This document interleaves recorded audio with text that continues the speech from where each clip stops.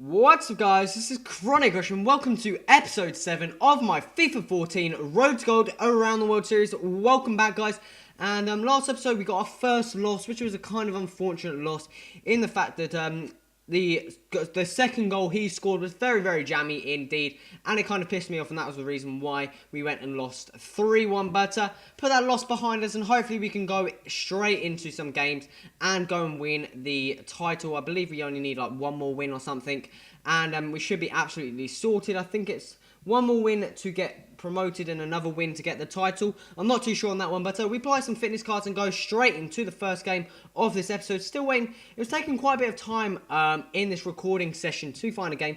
I wasn't too sure, but I do eventually come against this guy, and I decided I am not playing on orange bar or red bar, and I'm going to find out someone better there with better connection. So I just waited a bit longer, and I do believe we do actually go and get a player with the green connection, which it didn't really seem like. I haven't been getting in too many good connections so far. I'm not too sure if that is my internet or his. As you can see, that it flicked down to the yellow bar there without me noticing, which is kind of frustrating, but you're just going to have to get into it. And come against this squad here, got quite a few English players there with an awkward Italian player in the CDM role. But overall, it's just an English bronze squad, just a bit of chemistry. That's all you want to do when you start off. If you don't have enough coins for goals, just work your way up, get some easy players and nice wins. But bad mistakes from myself there, and score Ainsworth go and score in the 11th minute to make it 1-0 towards him. Corfu here, nice work, passes it into Schumacher, who's going to divvy that back into Corfu, and gets fairly lucky there with the goalkeeper to rebound it straight back into him. He was the first one to react straight past the centre backs and goes out and makes that 1-1. Unfortunately, we get the ball there, tackled. Eventually, we get it back here, and a nice through ball into Carter here, who's going to steady himself up, and a nice, simple finesse shot into the right-hand side to make it 2-1 in the 29th minute. We then move all the way to the 78th minute here. Nice containing work from Schumacher here. Wins the ball and just going to travel there. Nice through ball into Jole, who's just going to run this down, and he's going to put that across into Corfu, who's going to head that in with a fairly simple over-the-top ball to make that 3-1 in the 80th minute. We then move on to the 85th minute here. Get fairly lucky there. That guy was going straight for me, just pushed it around him, got around him. Jolie here goes right down to the baseline, cuts inside here, finds some space. What are you going to do? Finesse shot that in, and that's going to be 4-1 in the 87th minute, and that's going to be a fairly comfortable win for me, I believe, to go and win the division. As you can see there, I think we can see on the match details coming up pretty soon. I was fairly dominant in this game, as you can see here. 8 shots, he only had 2 shots on target. He had a bit more possession than me, which sometimes it's the way I play. I don't really play with too much possession. But you can see there we actually did win the title that game round. Got the 2,000 coin bonus, which means we're going to go into playing I think we're going to be playing the Silver Cup. Mainly because I would have gone in the Bronze Cup, but we got a Silver Keeper, and I don't really want to swap out the squad too much to go and put in a Bronze Keeper. So I just decided to go straight into the Silver Cup because I knew there'd be some people playing with Silver players now because of single matches. In FIFA 13, you never really saw any players with Silver because you could only play divisions and you'd get matched up against BC Gold teams and couldn't do much about it. Now in FIFA, you've got single matches are back, and obviously I think you're based on playing and squad rating, so more people are going to be using the Silvers, and Silvers going to be higher demand. But we're going to go into the first cup game. Took some time still to ready up here and find an opponent, but we do find this opponent here, Microsoft. I'm not too sure, bit of play on words there, but he's got a very basic starter Silver squad there. As you can see there, not too much chemistry, 44 chemistry. He's got that Moroccan striker there up front who plays for Granada, I do believe. El Araba, I'm not too sure how you pronounce that. I'm not too sure if that's actually him, but he's a fairly decent striker. We're going to the 45th minute here. Nice tackle there from our right back, I do believe.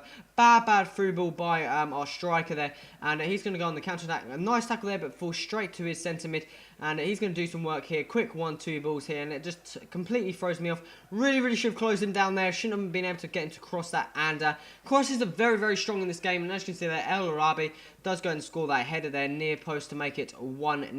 Then moving to the 60th minute here, and what a fantastic cheeky chip there from Jole to make it 1-1 in the 62 minute. I'm not sure if it's Jolly or I think it's Jolly. I don't know why I keep calling him Jole, but he goes and scores a diving header there again with El Arabi. Again, crosses are just very, very good. If you, especially at bronze level, and if you don't have very good heading centre-backs, they're going to be very, very strong indeed. What a fantastic through ball into Schumacher. He's going to put that across, and we're going to do the crossing game as well. And Carter's going to head that home to make it 2-2 in the 85th minute.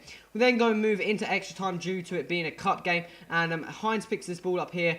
Gets fairly lucky for that to go back straight. And again, but Jolly here, I'm going to call him Jolly, goes and puts that right into the corner to make that 3-2 in the 97th minute. I thought I had it here, but straight from kickoff, I didn't close him down. And he just worked it up the field. Quick 1-2s. Really should have closed him down there. And I wasn't thinking near post at all, but he goes and blasts that in the roof of the net in the 99th minute to make it 3-3, and that was all of the extra time, meaning we're going to go on to the dreaded penalties. Jolly here is going to step up first, and I was lagging a bit, and you could have seen there, but that's a nice penalty to go and miss for the first one. And he goes and steps up here with Marco Piaxon, and a little stutter there, and yeah, that was even worse than mine. And I'll tell you guys later why that was such a bad penalty. We're going to put core 4 on here. And again, not a good penalty at all. Straight over again. I'm not too sure why I couldn't get it on the target. He had a bigger penalty green bit there. Sorry, I just couldn't put that on. Expecting him to score there. He goes and slips over there. And that made it. None of us have scored a penalty so far. So I basically knew I'm just going to dink this straight down the middle and hope for the best. And that's exactly what happens. And he just dived to the side, and I'm just going to put that straight in. We're going to get his player here, Mion, and what's he going to do here? Guess what? Straight over again, which is not going too good for him nor me. And we're going to put the Carter on here, number 7. What's he going to do with this one? And straight in the green this time, to the right. Not the strongest of penalties. Keeper was a bit late to react. But anywhere against bronze keepers, just put it to the side a bit and you should be absolutely fine. They don't react too much in game. But we're going to go and move on. And this guy misses it. We're going to win. And what does he do? Yes, again. And the reason why this guy, I'm guessing, was doing so bad, he sent me a message saying, did you have a penalty bar? Yes, I did. He obviously didn't. And thank God EA for that, because I knew I wouldn't have won that penalties if not. But it's a fairly even game, and I just got lucky in the fact that the game kind of glitched for him. He had no penalty bar, and I did, and it was only a matter of me just putting one in. Even if I scored one, I probably would have won the penalties anyway, unless he properly jammed his way out and just accidentally getting it on the green. But as you can see there, that's I think we now played 7 games, yes we have, and that is what the default number of contracts people have, and that means the bad times for us FIFA players, because obviously you're going to have to go and pick up every single guy's contract card, because everyone now is out of contract. I first go and try and replace some of the players, because sometimes they're quite low on fitness, and I need to replace them, and that's what I'm basically doing, just have a quick look to see if it's cheaper to replace them or not. And Nathan Smith there, I'll go and have a look to see what his average price is. I do believe I'll go and actually pick up the one you saw on the market. Go and apply a contract card onto Bartram. We've recently added a fitness card, so it's worthwhile just putting a contract card onto him. As you can see here, Smith, the cheapest one was going for a K other than the 900 one, so I picked up the 900 one and put him in the spot there. And I think Cameron here, the other centre-back here, he needed a contract card as well, and fitness as well. I think he was on low 70s maybe. I'm not too sure on that one, so we just go and pick them up because it was cheaper to go and do that. Hopefully I can list the other one, sell him for the same price or a bit similar, and I don't lose as much coins as if I was to go out and buy contract as well as fitness cards, which is just the best in both worlds. But I'm thinking about this now. I'm going to actually go and buy, I don't really do this, but I need to go and buy some replacement players to sub in and out. Main reasons, in these lower leagues I don't do it because there's not many alternatives, but in the higher leagues I will swap it out, and I forgot to apply a contract card onto Finders. But guys, this has come to the end of the episode. This has been Chronic Rush. If you like the episode, remember to click that like button. Also remember to subscribe, to stay tuned to the channel, and any feedback in the comments would be muchly appreciated. Guys, this is the end of the episode. This has been Chronic Rush. Till next time, adios!